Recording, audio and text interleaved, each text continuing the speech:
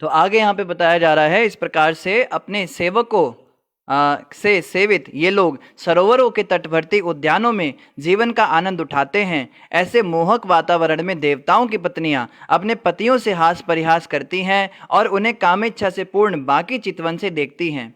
सभी देवताओं एवं उनकी पत्नियों पर उनके सेवक सदैव चंदन तथा पुष्पमालाएं चढ़ाते रहते हैं। इस प्रकार 8 स्वर्गिक वर्षों के रहने वाले लोग स्त्रियों की क्रियाओं से आकृष्ट होकर जीवन का आनंद भोगते रहते हैं। तो यहाँ पे बताया है कि देवताओं का जीवन कैसा होता है। स्वर्ग में जो निवासी रहते हैं ना, उनको देवता कहते हैं। कई लोग बड़ा डिबेट करते हैं, 33 करोड़ देवी देवता नहीं होते, 33 कोटि होते हैं। कोटि का मतलब प्रकार होता है, तो करोड़ क्यों नहीं हो सकते? वो तो वहाँ की जनसंख्या बता रहे हैं ना स्वर्ग लोक की। इस दुनिया की भी जनसंख्या कितने बिलियन है, बिलियंस में क्या ट्रिलियंस में होगी। और ये तो खाली मनुष्यों की बात है, देवताओं के तो अलग अलग स्वरूप भी होते हैं। तो स्वर्ग लोक में रहने वाले निवासियों की संख्या बिल्कुल करोड़ों में हो सकती है, और इससे भी ज्यादा ही होगी। 33 करोड़ तो सेवक वो हैं, उनके नायक हैं, जो लीडर्स हैं, उनकी बात करते हैं कि ये 33 करोड़ होते हैं। तो इन देवी देवताओं का जीवन कैसा होता है? आनंद ही आनंद, सो कॉल्ड।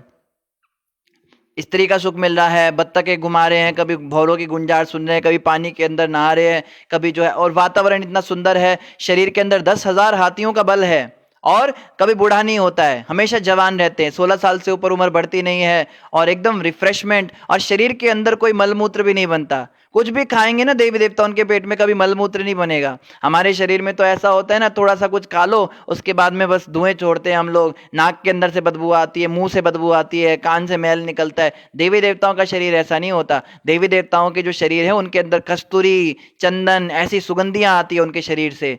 तो ऐसा देवी देवताओं का जीवन। और ये देवी देवता क्या होते हैं? ये स्वर्ग के निवासी मात्र हैं।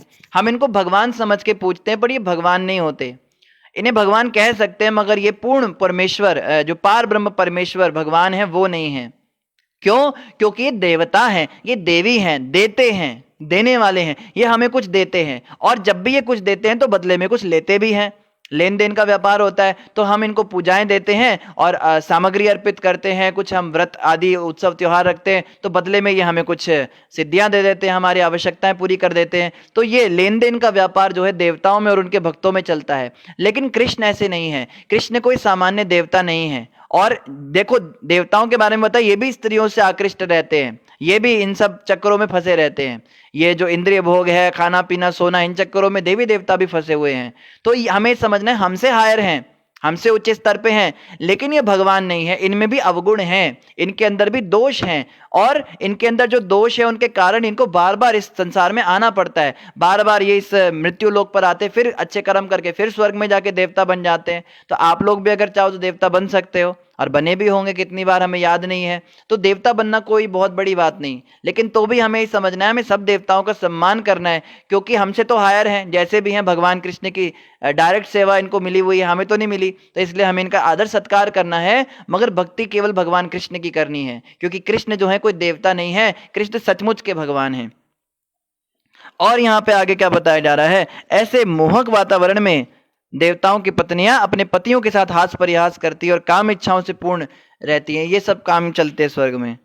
इन सभी 9 वर्षों में अपने भक्तों पर कृपा करने के लिए पूर्ण पुरुषोत्तम भगवान, जिन्हें नारायण कहा जाता है, अपने चतुर्व्यूह रूपों वासुदेव, संकर्षण, प्रद्युम्न तथा अनिरुद्ध में विस्तार करते हैं। इस प्रकार अपने भक्तों की सेवा स्वीकार करने के लिए वे उनके निकट रहते हैं। तो जो 9 वर्ष हैं, वर्ष मतलब जो 9 द्वीप हैं, उन द्वीपों पर क्या होता है? अपने भक्तों पर कृपा करने के लिए पूर्ण पुरुषोत्तम भगवान भी आते हैं। कैसे आते हैं? 4 रूपों में अपना विस्तार करते हैं। प्रथम विस्तार होता है अनिरुद्ध, दूसरा प्रद्युम्न, तीसरा संकर्षण, और चौथा वासुदेव। इन 4 रूपों में भगवान प्रकट होते हैं। और उसके बाद क्या होता है? श्री सुखदेव गोस्वामी ने आगे कहा, इलावृत वर्ष नामक भूखंड में भगवान शिव ही एकमात्र पुरुष हैं जो देवताओं में सर्वाधिक शक्तिमान है। अब शिवजी जो हैं वो देवताओं में सबसे ज्यादा शक्तिशाली है, इसीलिए उन्हें कहा जाता है देवादिदेव महादेव। क्यों? क्योंकि शक्ति के मामले में अगर देखें तो कोई भी देवता ऐसा नहीं जो शिवजी को परास्त कर सके। तो इन सबके नायक है, मॉनिटर है क्लास के। जैसे मॉनिटर के पास कुछ विशेष शक्तियां होती हैं, ऐसे शिवजी होते हैं। तो शिवजी को कोई चैलेंज नहीं कर सकता देवताओं में। तो देवताओं के अंदर शिवजी की जो पोस्ट है वो सबसे हाई है। ये इलावृत वर्ष की बात हो रही है। इलाव्रत खंड की बात हो रही है। भारतवर्ष के अंदर जो इलाव्रत खंड है उसके अंदर शिव जी सबसे बड़े देवता हैं। यानी कि इसके अलावा जो बाकी और भी दूसरे वर्ष हैं उनमें दूसरे दूसरे देवता भी होते हैं और उनके विषय में हमें कोई जानकारी नहीं है। हम जिन देवताओं के बारे में बात करते हैं, जिनकी हम पूजा करते हैं, वो ये इलाव्रत वर्ष के इलाव्रत खंड के देवता होते हैं। भगवान शिव की पत्नी देवी दुर्गा नहीं चाहती कि उस प्रदेश में कोई भी पुरुष प्रवेश करे। तो जिस जगह पे वो रहते हैं वहां पे कोई भी पुरुष प्रवेश तक नहीं कर सकता, क्योंकि उनकी पत्नी दुर्गा माता ऐसा चाहती हैं। तो दुर्गा देवी क्या इच्छा करती हैं, केवल यहाँ पे स्त्रियां ही आ सके, पुरुष कोई ना आए शिव जी के अलावा। यदि कोई मूर्ख पुरुष प्रवेश करने का दुस्साहस करता है तो वे उसे तत्क्षण स्त्री में परिणत कर देती हैं। अगर कोई मूर्ख पुरुष आ जाए वहां पे तो उनके पास इतनी पावर है, वो उसका जेंडर ही चेंज कर देती है, उसको स्त्री बना देती है। आजकल लोग हार्मोन्स खा खा के जेंडर बदलते हैं ना अपने, डॉक्टर लोग सर्जरी करते हैं इतना कुछ, फिर भी बदलता नहीं, वो अजीब ही कुछ बन जाता है, पता नहीं क्या प्राणी बना देते हैं वो। लेकिन देवताओं के पास ये टेक्नोलॉजी है, वो ऐसे करके कुछ शक्तियां डालते हैं तो स्त्री को पुरुष और पुरुष को स्त्री बना देते हैं। तो पार्वती माता जो है ऐसा कर देती हैं। इसकी व्याख्या मैं बाद में नवम स्कंद में करूंगा। 9वें स्कंद में और डिटेल में बताऊंगा वो कैसे स्त्रियां बनाती हैं और क्यों वहां पे वो चाहती नहीं कोई भी पुरुष आए, तो ये सब अभी डिटेल में नहीं जाऊंगा मैं। इलावत वर्ष में भगवान शंकर सदैव दुर्गा की 100 अरब दासियों से घिरे रहते हैं जो उनकी सेवा करती हैं। तो शिव जी की सेवा करने के लिए कितनी 100 अरब दासियां हैं। तो 100 अरब दासियां जो हैं ये पार्वती माता की सखियां हैं जो शिव जी की सेवा करती हैं वहां पे। परमात्मा का चतुर्गुण विस्तार वासुदेव, प्रद्युम्न, अनिरुद्ध तथा संकर्षण में हुआ है। इनके चतुर्थ विस्तार संकर्षण हैं जो निश्चित रूप से दिव्य हैं, किंतु भौतिक जगत में उनका संहार कार्य तमोगुणमय है। तो जो संकर्षण होते हैं उनका क्या कार्य होता है, भौतिक जगत के अंदर आकर वो तमोगुण के साथ में उनका जो कार्य है वो मिक्स हो जाता है, अतः वे तामसी अर्थात तमोगुणी ईश्वर कहलाते हैं। तो ये जो है संकर्षण बाद में के तमोगुणी ईश्वर कहलाते हैं। ये भगवान शिव को ज्ञात है कि संकर्षण उनके अपने अस्तित्व के मूल कारण है, अतः वे समाधि में निम्नलिखित मंत्र का जप करते हुए उनका ध्यान करते हैं। तो शंकर जी कहाँ से आए हैं, ये उन्हीं संकर्षण के एक विस्तार हैं। भगवान कृष्ण जो है वासुदेव, भगवान कृष्ण, उनसे 4 अलग अलग विस्तार निकले, उनमें जो संकर्षण निकले उन संकर्षण से आगे शंकर जी निकलते हैं जिनकी ये 100 अरब दासियां सेवा कर रही हैं। और शिव जी को ये बात पता है कि मैं संकर्षण से आया हूं, इसलिए वो संकर्षण जी का ध्यान करते हैं। कई बार हम कहते हैं ना शिव जी आंख बंद करके समाधि में किसका ध्यान करते हैं, या शिव जी माला भी जप करते, कई बार हम देखते हैं शिव जी माला पकड़ के रखते हैं, किसका नाम जपते हैं वो। तो यहाँ पे भागवतम के अंदर बताया है कि वो संकर्षण जी का ध्यान करते हैं जो भगवान कृष्ण के एक विस्तार हैं।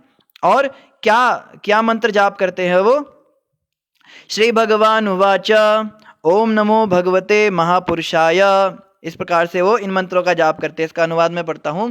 परम शक्तिमान भगवान शिव कहते हैं, देखिए यहाँ पे भगवान शिव शब्द आया है। अब कोई कह सकता है कि भगवान तो केवल कृष्ण है, बाकी सब तो देवता हैं, तो इनके नाम क्या कि भगवान क्यों आया। भगवान का मतलब होता है अत्यंत महान। भगवान कोई ऐश्वर्य रखने वाला, भग का मतलब होता है ऐश्वर्य, तो जिसके पास कोई एक भी ऐश्वर्य होता है उसको भगवान कह देते हैं। जैसे भगवान ब्रह्मा जी, भगवान शिव जी, या कभी कभी भगवान इंद्र भी कह देते हैं। तो इनको इनके नाम के आगे भगवान लगा सकते हैं, लेकिन जो पूर्ण पुरुषोत्तम भगवान हैं, यानी कि जो भगवानों के भी भगवान हैं, जिनकी पूजा तो भगवान भी करते हैं, उनको कहा, वो कौन है, वो भगवान श्री कृष्ण हैं। तो शिव जी क्या सोचते हैं मन में, हे पूर्ण पुरुषोत्तम भगवान, मैं संकर्षण के रूप में आपको प्रणाम करता हूं। आप समस्त दिव्य गुणों के आगार हैं, अनंत होकर भी आप अभक्तों के लिए अप्रकट रहते हैं। तो शिव जी के भक्त ध्यान से सुने कि शिव जी भगवान वासुदेव की पूजा करते हैं। हे प्रभु, आप ही एकमात्र आराध्य हैं, क्योंकि आप ही समस्त ऐश्वर्यों के आगार पूर्ण पुरुषोत्तम भगवान हैं। आपके चरण कमल भक्तों के एकमात्र आश्रय हैं। आप भक्तों को अपने नाना रूपों द्वारा संतुष्ट करने वाले हैं। हे प्रभु, आप अपने भक्तों को भौतिक संसार के चंगुल से छुड़ाने वाले हैं।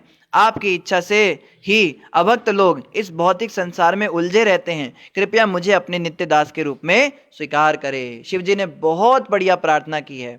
एक एक लाइन ऐसी है बहुत ज्यादा ध्यान करने लायक। पहले तो वो क्या कह रहे हैं, आप समस्त ऐश्वर्यों के आगार पूर्ण पुरुषोत्तम भगवान हैं। जितना ऐश्वर्य आपके पास है उतना ऐश्वर्य किसी के पास नहीं। 6 प्रकार के ऐश्वर्य होते हैं। पहला तो ज्ञान, ज्ञान में आपका कोई मुकाबला नहीं है। दूसरा बुद्ध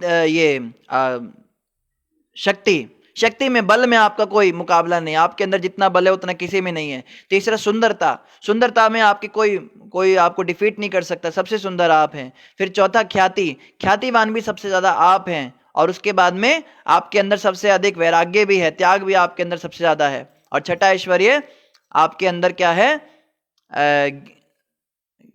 पैसे, मतलब ऐश्वर्य, आपके पास सबसे अमीर व्यक्ति आप हैं, आपसे अधिक किसी के पास धन नहीं है संसार में। तो इस प्रकार से उन्होंने ये बात बोली। फिर क्या कहा, आप अपने भक्तों को नाना रूपों द्वारा संतुष्ट करने वाले हैं। आप जो हैं अलग अलग रूप लेते हैं अपने भक्तों के ऊपर कृपा करने के लिए। कभी तो आप नरसिंह बन के आ जाते हो, कभी आप वराह बन के आ जाते हो, बड़े विचित्र विचित्र स्वरूप लेते हो। क्यों? क्योंकि भक्तों को अच्छा लगता है। हे प्रभु, आप अपने भक्तों को भौतिक संसार के चंगुल से छुड़ाने वाले हैं। हम तो कहते हैं भगवान इतनी कृपा करो, मुझे रुपया दे दो, बंगला दे दो, गाड़ी दे दो, बैंक बैलेंस दे दो, सुंदर पत्नी दे दो, ताकि मैं क्या करूं, इस संसार में फंसा रहूं। लेकिन शिव जी कहते हैं भगवान कृष्ण का स्वभाव ही नहीं है ये। अगर कोई उनकी भक्ति करता है तो वो उसको संसार से छुड़ाते हैं और अपने धाम में बुला लेते हैं। और देखो यहां पे एक और बात भी कही गई, आपकी इच्छा से ही अभक्त लोग इस संसार में उलझे रहते हैं। जो लोग संसार में उलझे रहते हैं उनको अभक्त कहा गया है।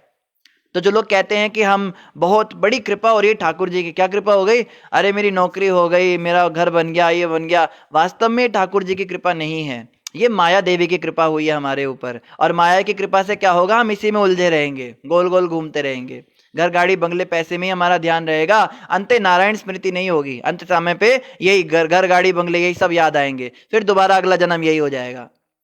कई लोग तो कुत्ते को अपनी छाती पे रख के मरते हैं और अगले जन्म में कुत्ते ही बनते हैं, फिर भौंकते हैं, उसी घर में आके सड़कों पे दौड़ते हैं। यही हमारा जीवन। हम कहते हैं कि संसार का सुख वैभव हमें मिल जाए, भगवान बस, और कुछ नहीं चाहिए हमें। पर हम जानते नहीं है भगवान कृष्ण तो क्या करते हैं, अभक्तों को इस प्रकार से छोड़ देते हैं संसार में। लेकिन जो वास्तव में भगवान कृष्ण के भक्त होते हैं उन पर क्या कृपा होती है, उनका संसार से वैराग्य होने लगता है, संसार में मन लगना बंद हो जाएगा। अब उन लोगों के बीच में बैठने का मन नहीं करेगा। जैसे पहले सहेलियों के बीच में बैठ के घंटों घंटों गप्पे मारती थी, उल्टी सीधी बातें, बिना सिर पैर की बातें करती थी, पर अब उसका मन ही नहीं लग रहा है वहां जाकर। कहती है क्या बेकार की समय बर्बाद कर रहे हैं, मैं थोड़ा माला ही कर लेती, जितनी देर इनके साथ बात की देर मेरी 8 माला हो जाती। ऐसे विचार आने लगते हैं। कोई भक्त होते हैं उनको क्या विचार आता है कि ये खाने पीने में देखो कितना मजा है, लोग कहते हैं आइए प्रभु जी खाइए, ये खाइए वो खाइए। कहते क्या खाना है, जीभ के नीचे जाके सब मिट्टी हो जाना है, थोड़ा 2-4 मिनट का सुख होगा, उसके बाद में क्या फिर पेट के अंदर दुख ही दुख होगा। इससे अच्छा तो मैं उबली हुई सब्जी खा लेता हूँ, अपना हरि नाम जपता हूँ। ज्यादा खा लूंगा तो मेरा जो है सारा ध्यान उसमें चला जाएगा, तमोगुण में आ जाऊंगा, आलस आ जाएगा, नींद आ जाएगी। तो इस प्रकार से विचार आने लगता है धीरे धीरे। ये भक्ति में आगे बढ़ने के कुछ लक्षण हैं। अगर ये हमारे अंदर विचार आ रहे हैं, इसका मतलब हम भक्ति में आगे बढ़ रहे, संसार से धीरे धीरे मन हटने लगता है। और अगर इसके विपरीत संसार में और ज्यादा मन फंस रहा है तो समझ जाइए कुछ गड़बड़ है। अभी मुझे और महंगा मोबाइल फोन खरीदना है, मुझे और महंगी गाड़ी खरीदनी है, और महंगी बाइक चलानी है, और ज्यादा फंकी शंकी हेयर स्टाइल करने हैं मुझे, और घूमना है फिरना है। अगर इस प्रकार के विचार आ रहे हैं, इसका मतलब भक्ति मेरी बढ़ नहीं रही अभी। फिर हम कहते हैं ठाकुर जी की बड़ी कृपा हो गई, मेरे को बहुत बड़ी गाड़ी मिल गई। तो ये माया देवी की कृपा होती है। फिर आगे कहते कृपया मुझे अपने नित्य दास के रूप में स्वीकार करे। शिव जी कहते हैं मैं आपका दास हूं और आप मेरे स्वामी हैं। इसीलिए जब भगवान कृष्ण ने राम रूप में अवतार लिया था तो शिव जी हनुमान के रूप में आए थे और उनकी खूब सेवा की उन्होंने, उनकी इच्छा थी सेवा प्रत्यक्ष करने की। हम अपने क्रोध के वेग को रोक नहीं पाते, अतः जब हम भौतिक वस्तुओं को देखते हैं तो उनसे आकर्षित या विकर्षित हुए बिना नहीं रह पाते। यहाँ पे शिव जी क्या कह रहे हैं, हम लोग अपने क्रोध को नहीं रोक पाते।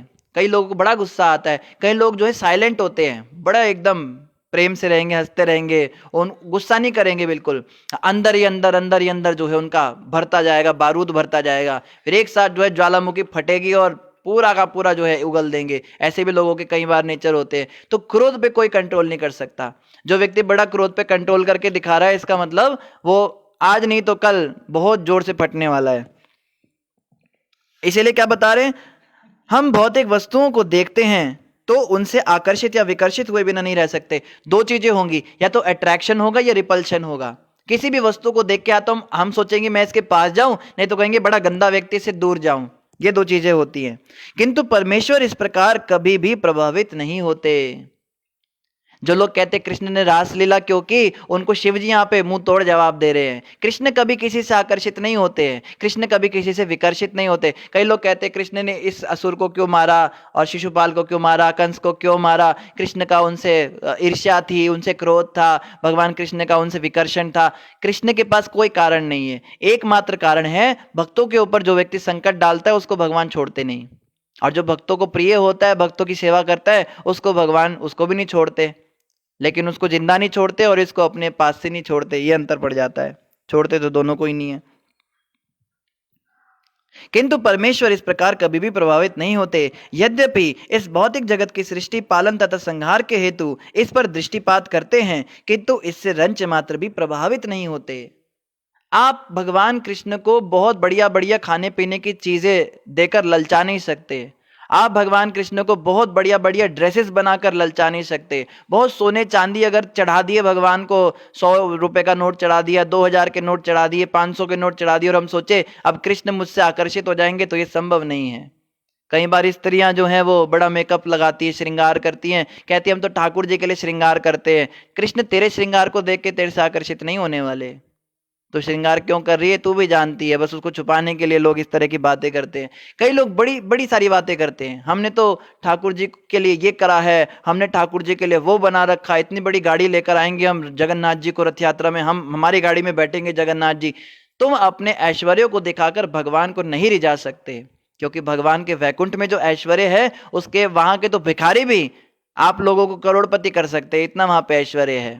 क्या क्या दिखा के अट्रैक्ट करोगे। तो यहां बता रहे हैं भगवान कृष्ण रंच मात्र भी प्रभावित नहीं होते। दुर्योधन के 56 भोग भगवान ने त्यागे थे और विदुर के घर में जाके केले का छिलका खाया था। क्यों? इसका उत्तर भगवान कृष्ण ने स्वयं भगवद गीता में दिया है। भगवान कहते हैं पत्रम पुष्पम फलम तोयम यो में भक्त्या प्रयच्छति तदहम निग्रहम मन्ये अश्नामी प्रियतात्मना। मैं बड़े प्रेम से खाता हूं, क्या?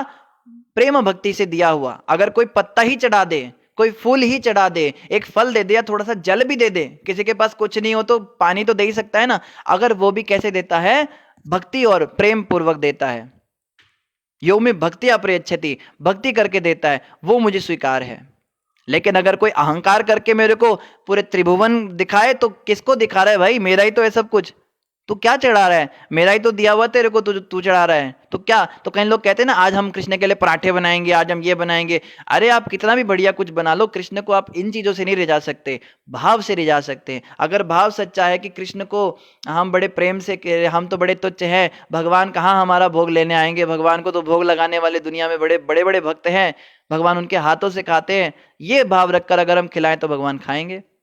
सनातन गोस्वामी जो थे उनके भगवान थे श्री श्री राधा मदन मोहन जी आज करौली में विराजते हैं, उस समय वृंदावन में हुआ करते थे। तो मदन मोहन जी, आज तो मदन मोहन जी की सेवा में क्या 56 भोग, क्या आइटम, एक से एक चीजें लगती हैं। तो उन दिनों जब सनातन गोस्वामी को मदन मोहन जी मिले थे तो वो पेड़ों के नीचे रहते थे। अब वो तो गोस्वामी थे, उनके पास तो कोई आश्रम था नहीं, वो तो पेड़ के नीचे रहते थे। तो मदन मोहन जी को कहाँ रखेंगे, उनको भी पेड़ के नीचे रखते थे। और मदन मोहन जी का विग्रह लगभग मतलब ऐसे तो उनका नाप नहीं देना चाहिए, पर काफी बड़ा विग्रह था उनका। तो अब मदन मोहन जी जो हैं वो कहते थे भाई भोग नहीं लगाएगा बाबा, दिन भर बैठा तो क्या लिखता रहता है। तो सनातन गोस्वामी कहते थे मुझे डिस्टर्ब मत करो, मुझे बहुत जरूरी काम है, मुझे गुरु ने आज्ञा दी है ये काम करना है। मूर्ति बात करती थी, सोचो उनसे। हम तो कहते हैं ना तो पत्थर की मूर्ति है, इसमें क्या है, दुनिया में भगवान है, मंदिर में भगवान नहीं है, उल्टी सीधी बातें करते हैं। तो फिर कहते थे भोग शोक तो लगा, कुछ भूख लग रही है, सुबह से कुछ खिलाया नहीं। तो सनातन गोस्वामी बाटी बनाते थे। बाटी मतलब रोटी जो होती है ना, रोटी को तो बेल के पतला कर देते हैं, जो रोटी का पेड़ा होता है उस पेड़े को हल्का सा बेल दो, थोड़ा हाथ से ऐसे चपटा सा करके सेक दो तवे पे, उसको बाटी कहते हैं। तो बड़ी बड़ी सख्त सी होती है और बड़ी इजी होती बनानी। उनके पास समय तो होता नहीं था सनातन गोस्वामी के पास, तो उन्होंने बाटी बनाई और ऐसे करके हाथ रख दिया, ले लो। और मदन मोहन जी वो मूर्ति ऐसे हाथ करके उनके हाथ से उठाकर वो बाटी खाते थे। आप विश्वास करेंगे क्यों खाते थे? उनके हाथ से तो बाटी भी खाते थे और हमारे घर में 56 भोग भी ना खाएंगे, क्यों? प्रेम भक्ति थी उनके अंदर। फिर सनातन गोस्वामी ने वो बाटी खाए, कहते हैं भाई बाबा कुछ नमक ही डाल दिया कर, फीकी है, मेरे को टेस्ट नहीं आ रहा। कृष्ण तो चटोरे हैं, भगवान कृष्ण तो यशोदा मैया क्या क्या बना के खिलाती है उनको, ये थोड़ा नमक ही डाल दिया कर। कहते हैं मैं नहीं डालूंगा नमक, आज नमक मांग रहा है, कल घी मांगेगा, परसों चीनी मांगेगा, मैं यही करता रहूं क्या? अरे मैं फकीर आदमी हूं, मैं कहाँ से लाऊंगा तुम्हारे लिए इतनी व्यवस्था? तो भगवान कहते नहीं भाई, मेरे से खाई नहीं जाती, गले से उतरती नहीं है। भगवान कहते हैं ये तेरी बाटियां मेरे गले से उतरती नहीं है। तो सनातन गोस्वामी कहते हैं जाओ जाके अपना मंदिर बना लो, फिर पेड़ों के नीचे मेरे साथ मत रहो, मेरे साथ रहना है तो बाटी खिलाऊंगा, फिर अपना खुद ही व्यवस्था करो। तो भगवान कहते हैं अब इसको भी छोड़ नहीं सकता और बाटी भी खाई नहीं जाती, अपना स्वभाव है भगवान का। तो भगवान ने क्या लीला करी, वहां पे जो नदी थी, उस नदी किनारे, वृंदावन की बात है, जमुना नदी के पास में एक बहुत बड़ा जहाज आ गया। तो वो जहाज पे एक व्यक्ति जो था वो बहुत बड़ा व्यापारी था, उसका जो है लाखों का सामान उस जहाज के अंदर था, और वो जहाज फंस गया। तो वो उसका जहाज अब आगे चल नहीं रहा है और धीरे धीरे डूबता जा रहा है। वो बहुत घबरा गया, अगर मेरा जहाज डूब गया मेरा लाखों का नुकसान हो जाएगा। और उस जमाने में लाखों रुपए बहुत होते थे, आज से 500 साल पुरानी बात है। तो वो घबरा गया कि कोई तो मेरी मदद करो, चिल्लाने लगा कोई मदद करो, मेरे जहाज को बाहर निकालो। तो अचानक से एक बच्चा उनके पास आ गया, बाल गोपाल आ गया। वो बच्चा आके कहता है कि क्या हुआ भाई, बताओ क्या दिक्कत है? कहते हैं ऐसे ऐसे मेरा जहाज डूब गया, अगर ये डूब गया तो मेरे बहुत नुकसान हो जाएगा, मुझे जो है तुरंत कुछ उपाय बताओ कि मेरा जहाज बच जाए, धरती तक आ जाए किसी तरह। तो वो बच्चा कहता है अरे वहां टीले पे जाओ, वहां एक बहुत बड़े संत बैठते हैं, बहुत बड़े बाबा बैठते हैं, वो बड़े चमत्कारी है, उनके पास जाओ वो ठीक कर देंगे। तो वो दौड़ा दौड़ा वहां पे गया और जाके सनातन गोस्वामी के पास आ गया और आके कहता है बाबा आप तो बड़े चमत्कारी हो, आप तो बड़े संत हो। कहते तुझे किसने कह दिया ऐसा, क्योंकि वो तो ज्यादा करते नहीं थे चमत्कार वगैरह। कहते एक बच्चा आया था मेरे पास, वो कहता है मेरा ऐसे ऐसे मेरी जो है जहाज डूब रहा है, तो उस बच्चे ने मुझे बताया कि आप बचा सकते हो। तो सनातन गोस्वामी समझ गए इसने अपना जुगाड़ कर लिया। तो वो कहते हैं कि भाई जो तेरे पास आया था उसी से जाके प्रार्थना करिए, सामने मदन मोहन जी खड़े हैं ना, यही बच्चे बनकर तेरे पास आए थे, इन्हीं से प्रार्थना कर, यही करेंगे कुछ। तो वो मदन मोहन जी के पास आके क्या कहता है, अगर मेरा ये व्यापार के अंदर ये मेरा सामान बच गया, मेरा जहाज बच गया, तो जितना भी प्रॉफिट होगा, जितना भी मुनाफा होगा, सब आपके चरणों पे दे दूंगा, मैं अपने पास केवल मूल वापस लेकर जाऊंगा। तो मदन मोहन जी तो चाह ही रहे थे, उन्होंने तो कृपा करी दी, उसका जहाज बाहर आ गया और वो जो है चला गया वहां से, उस जहाज से फिर वापस चला गया और उसका उस साल 10 गुना ज्यादा मुनाफा हुआ और लोगों ने बहुत हाई रेट पर उसका सामान खरीदा। और वो लालची भी नहीं था, उसका जितना भी मुनाफा हुआ सारा का सारा उसने लाके सनातन गोस्वामी को बोला क्या करो इससे?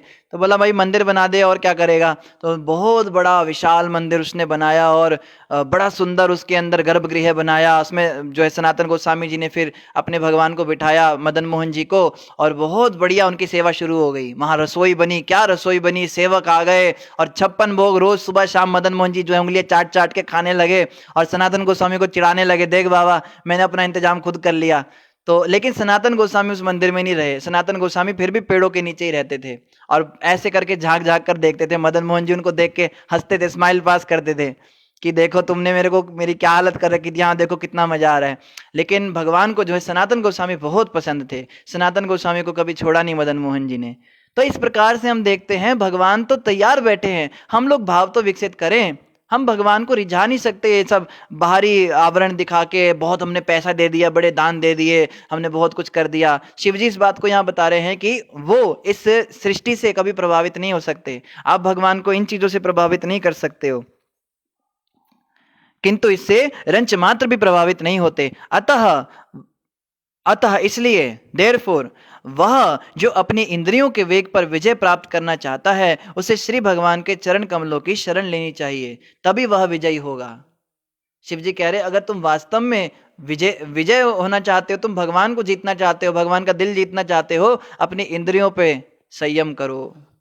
बहुत बड़ी बात कह दी शिव जी ने। जो लोग कहते हैं ना हम भक्ति तो भाव का विषय है, बस मैं और मेरे ठाकुर जी, जब मैं अपने ठाकुर जी को देखती हूँ ना, हाय सच्ची इतना प्यारा सा लगता है, मन करता है बस मैं जाके उसको ऐसे चूम लूं, उसके गले गाल पे ऐसे। अरे ये सब करने से भगवान नहीं रिझते हैं, इंद्रियों को अपने कंट्रोल करो, उस पर कोई कंट्रोल नहीं है। वहां किट्टी पार्टियों में जाके गंद बकेगी मुंह से, और जाके शराब पिएगी और सब गलत गलत काम करेगी, उल्टे सीधे कपड़े पहनने, घूमना और ऐश करनी, गंदे गंदे काम करने। पुरुषों का भी यही हाल है। कहेंगे हम तो बड़े ठाकुर जी का, जब भी हम ये भजन गाते ना, हम तो आंखों से में तो मेरे आंसू ही नहीं रुकते, हम तो बड़े भक्त हैं बहुत, हम तो बड़ी भक्ति। अरे तू क्या भक्ति कर रहा है? एक तरफ तो तेरे हाथ में माला है, दूसरे हाथ में तेरे हाथ में मधुशाला है। तो ऐसे जो लोग होते हैं उनके लिए शिव जी कह रहे हैं, वास्तव में अगर तुम भक्ति करना चाहते हो, भगवान को, भगवान का दिल जीतना चाहते हो, वासुदेव की शरण लेना चाहते हो, तो इंद्रियों पे कंट्रोल करो। इंद्रियों पे क्या क्या कंट्रोल होता है? 6 प्रकार के वेगों को रोकना होता है। रूप गोस्वामी ने एक पुस्तक लिखी उपदेशामृत, उसका प्रथम श्लोक है, उसमें यह बताया, वाचो वेगम मनसा क्रोध वेगम जिह्वा वेगम उदरोपस्थ वेगम एतान वेगान विषयेत जो धीरा सर्वाम अपीमा पृथ्वीम सशिष्यात। 6 प्रकार के वेगों को कंट्रोल करना चाहिए। सबसे पहले वाचो वेगम, बोलने का वेग, बड़ बड़ बड़ बड़ बड़ बड़ कुछ भी बोलते जा रहे, बक रहे हैं, कुछ भी, कोई भी टॉपिक ले लो, घंटों घंटों घंटों घंटों लगे हुए हैं। ये जो आजकल तो बोलते नहीं, आजकल चैटिंग का जमाना आ गया, चैटिंग करे, और भाई कैसा है, हाँ भाई ठीक हो, अच्छा खाना खाया तूने, हाँ खा लिया, पानी पिया था, हाँ पानी भी पिया था, फिर डकार मारी थी, हाँ डकार भी मारी थी, अब क्या कर रहा है भाई, जाने की तैयारी कर रहा हूँ, ऐसे कुछ कुछ भी बात करते रहेंगे। तो ये वाचो वेगम होता है, इस पे कंट्रोल करना होता है, कुछ भी नहीं बोलते रहना है। बोलने को मना नहीं है, हमें मौनी बाबा नहीं बनना कि स्लेट लेके उस पे लिखते जाएं, ऐसे ऐसे करके दिखा दें। बोलने की जो ये बीमारी है, इसको निकालना है भगवान कृष्ण की कथा करके। कृष्ण कथा कीजिए, लोगों को जाके प्रचार कीजिए, नहीं तो हरिनाम जपिए, हरे कृष्ण कृष्ण कृष्ण हरे हरे, हरे राम राम राम हरे हरे। जीव जो है कुछ बोलना चाहती है, तो ये हमारे ऊपर है, हम उसको क्या बोलने की अनुमति देते हैं। तो अगर हम भगवान का नाम जपे, भगवान की कथा सुनाए, तो वाचो वेगम कंट्रोल हो जाता है। फिर वाचो वेगम मनसा क्रोध वेगम, मन के वेग को रोकना, ये तो सबसे मुश्किल है। आज मेरा मन कर रहा है बस मैं ना कहीं किसी बड़े से होटल में जाके और ये खाऊं वो खाऊं, आज आइसक्रीम खाने का मन कर रहा है, आज मेरा वहां घूमने का मन कर रहा है, आज मेरा मन नहीं कर रहा पूजा करने का, आज मेरा माला जपने का मन नहीं कर रहा है। अरे मन के वेग को रोकना होता है, मन के हिसाब से थोड़ा ना चलना होता है। मेरा मन नहीं लग रहा है यहाँ पे, मैं जा रहा हूँ यहाँ से, मैं जा रही हूँ यहाँ से, मन के हिसाब से नहीं चलना होता है। मन के मते न चालिए, मन के मते अंधेर। जो मन के हिसाब से चलता है वो अंधेरे में रहता है, वो बंदर होता है। मतो यत्र गच्छन्ति तत्र गच्छन्ति वानरा। शास्त्र कहते हैं जो मन के हिसाब से चलता है वो वानरा है, जो मन की सुनता है ना वो मंकी होता है। और शास्त्राणी यत्र गच्छन्ति तत्र गच्छन्ति ते नरा, जो शास्त्रों के अनुसार चलता है उसको मनुष्य कहा जाता है। तो अधिकांश लोग आज तो कहते हैं ना, प्रभु जी बस रहने दो आपकी बात, मेरा मन जो कहता है मैं वो करती हूँ, मेरा मन जैसे कहेगा हम तो वैसे ही करेंगे, मेरा मन जैसे कहता है मैं बस मन के हिसाब से चलता हूँ। तो इस प्रकार के लोग क्या हैं, ये बंदर ही होते हैं, ये डार्विन के कुछ वंशज होंगे। और मन सा क्रोध वेगम, फिर क्रोध के वेग को रोकना। गुस्सा तो बाप रे बाप, गुस्सा रोकना इतना मुश्किल काम होता है। गुस्से को जैसे तैसे अगर उस समय पे रोक लो तो कहीं और किसी और पे जाके निकल जाता है। अब बॉस पे तो गुस्सा कर नहीं सकते एम्प्लॉय, फिर घर जाके पत्नी पे गुस्सा करते हैं, पत्नी पे, पति के आगे तो कुछ बोल नहीं सकते, वो बच्चों पे अपना गुस्सा निकालती है, फिर बच्चे सोचते हैं हम कहाँ निकाले, वो खिलौने तोड़ देते हैं, छोटे भाई को थप्पड़ मार देते हैं, ऐसे करके वो भी अपना गुस्सा निकालते हैं।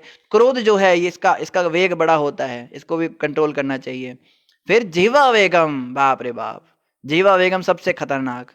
जीभ जो है ऐसे से हिलती रहती है अंदर, जैसे कुछ बढ़िया दिखाने की मुंह से पानी निकलने लगेगा, ये खा लो, इसको भी खा लो, उसको भी खा लो, ये भी पी लो, उसको भी चाट लो, उसको सूंघ लो, उसको चूस लो, बस खाने पीने के लिए पागल है। जीवा का वेगम ये रोकना चाहिए। भाई देख तो ले क्या खा रही है तू, जीवा रुक तो जा, इसमें कहीं प्याज लहसुन तो नहीं, इसमें कहीं मांसाहार तो नहीं, कहीं इसमें कोई मदिरा पान तो नहीं हो रहा है, इसका पैकेट का वो तो पढ़ ले, इसमें इंग्रेडिएंट्स तो पढ़े, छोड़ो यार ये सब नहीं पढ़ना, खा लो खा लो, खाने के बाद पढ़ेंगे, फिर कह देंगे सॉरी गलती हो गई, पता नहीं था हमको। तो जीवा वेगम। फिर उदर उपस्थ वेगम, उदर का वेग, पेट का वेग क्या है, आने दो आने दो आने दो आने दो आने दो, बस आने दो।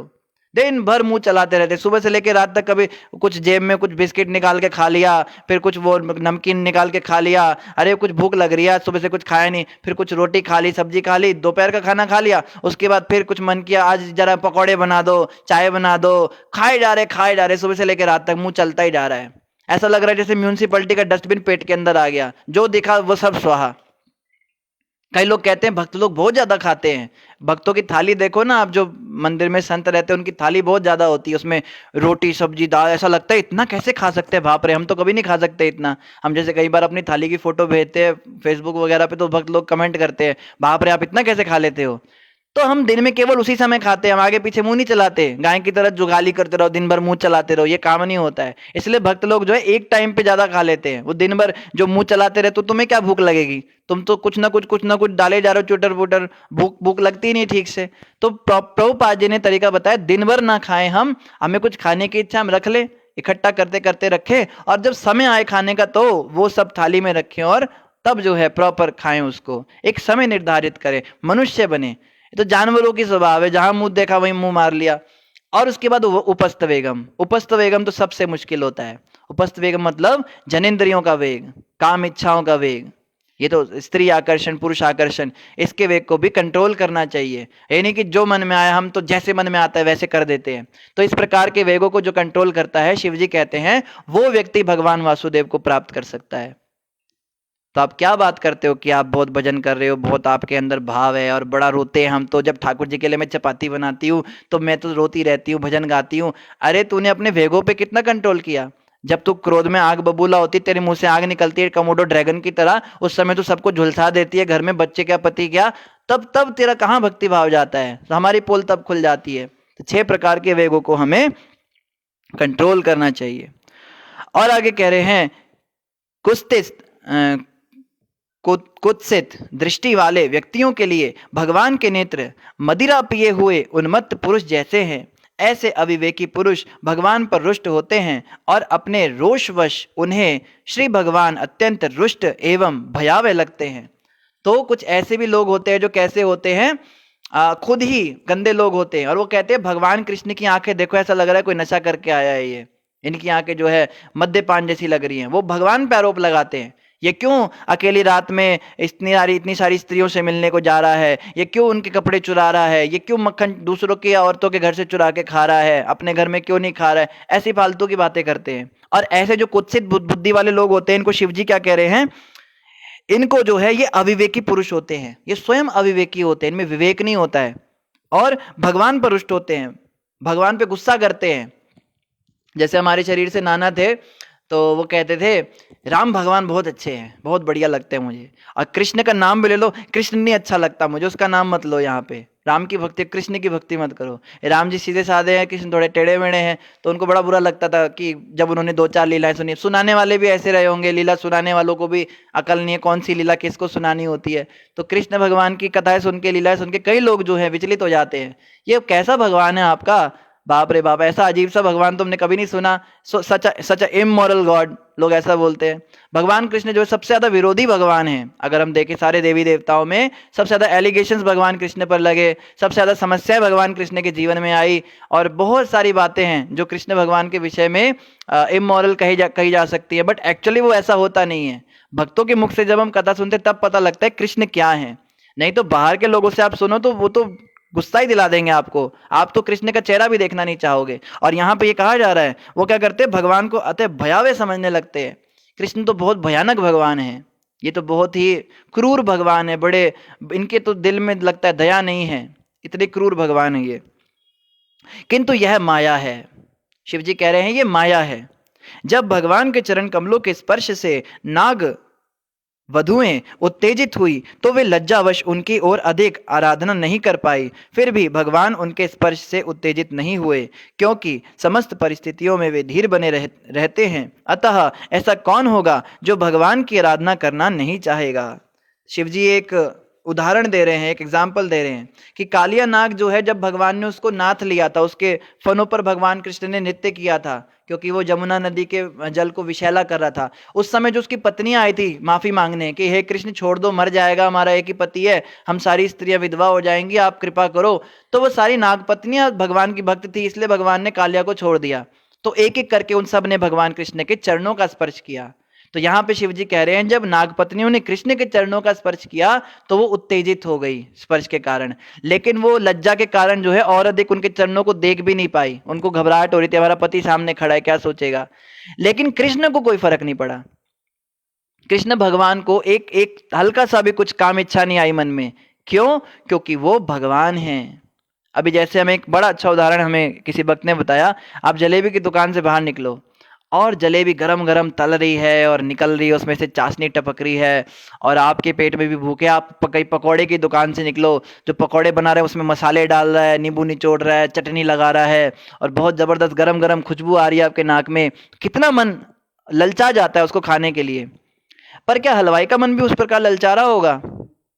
जो उसको बना रहा है उसके मन में भी ऐसा विचार आता होगा कि क्या हम खाएंगे कि नहीं खाएंगे?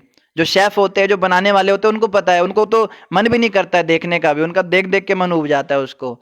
तो इसी प्रकार से भगवान कृष्ण ने समस्त स्त्रियों को बनाया, भगवान कृष्ण ने समस्त गोपियों को बनाया, भगवान कृष्ण ने समस्त मक्खन बनाया। इन चीजों को देखकर, इन स्त्रियों को देखकर भगवान कैसे आकर्षित हो सकते हैं? मान लो अगर कृष्ण के मन में इच्छा आ भी गई, चलो स्त्रियों का भोग, तो चुटकी बजाए और लाखों करोड़ों स्त्रियां खड़ी कर दें, वो क्यों दूसरों के घर में जाके या दूसरों की पत्नी? ये सब जो है ये कुछ और है, ये आकर्षण के कारण नहीं हो रहा है। कृष्ण कभी आकर्षित नहीं हो सकते। क्रिएटर जो है कभी अपने क्रिएशन से आकर्षित नहीं होता है। हम लोग भी डेली क्रिएशन करते हैं, हम पता है क्या क्रिएशन करते हैं? हम सब कुछ कुछ कुछ जो है क्रिएशन करके आते हैं। क्रिएशन मतलब कुछ बनाना। पता है क्या बना के आते हैं? हम डेली जाते हैं सुबह सुबह और वहां पे हम क्रिएशन करके आते हैं। वो पीले रंग की जो क्रिएशन होती है उसको देखकर कितना आकर्षण होता है, हाय मेरी क्रिएशन, मैंने इसको बनाया है, इसको मैं दिल पे लगा के अपने साथ रखूं, उसको देखने का भी मन नहीं करता है। तो क्रिएशन का मतलब यही होता है कि जो हमने बना दिया उसको फिर हम छोड़ देते हैं। भगवान जब इस सृष्टि को बनाया, और विशेष रूप से ये दुनिया, ये तो दुखालय शाश्वतम है, ये संसार तो भगवान ने बनाया ही जेल है, इसको तो भगवान देखना भी पसंद नहीं करते हैं। इस दुनिया के अंदर जो नज़ारे, अभी हम स्वर्ग की बात कर रहे हैं ना, स्वर्ग में स्त्रियां होती हैं और बत्तखें होती हैं, भौरे होते हैं और मैंगो जूस होता है और जामुन का जूस होता है, ये सब तो भगवान देखना भी पसंद नहीं करते।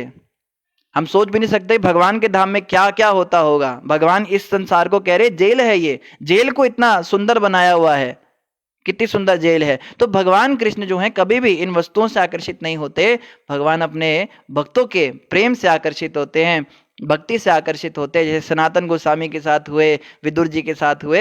ये हमें समझना है। शिव जी यहाँ बड़ी अच्छी शिक्षा दे रहे हैं, हम कृष्ण को समझने में गलती ना करें। तो इन्हीं शब्दों के साथ आप सभी का धन्यवाद। किसी वक्त का कोई प्रश्न आया हो तो आप अपने मन का प्रश्न कमेंट पर डालकर पूछ सकते हैं। और कई भक्तों ने हरे कृष्णा दंडवत प्रणाम लिखा है, आप सबको हमारी ओर से हरे कृष्णा दंडवत प्रणाम। और आपने हरे कृष्ण महामंत्र भी लिखा है, और कुछ भक्त राधे राधे भी बोल रहे हैं, आपको राधे राधे और महामंत्र लिखने के लिए आपका धन्यवाद। प्रश्न,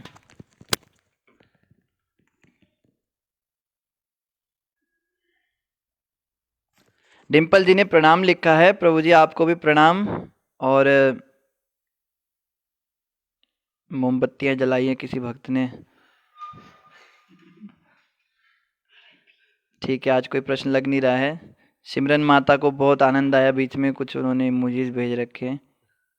रमन जी ने भी खूब सारे प्रणाम भेजे हुए हैं, और रिशु माता ने फूल भेजे हुए हैं। ठीक है, कोई प्रश्न आज है नहीं लगता है। तो इन्हीं शब्दों के साथ आप सभी भक्तों का बहुत बहुत धन्यवाद। ग्रंथराज श्रीमद् भागवतम महापुराण की जय, जगत गुरु शिला प्रभुपाद की जय, गौर भक्त वृंद की जय। हरे कृष्ण।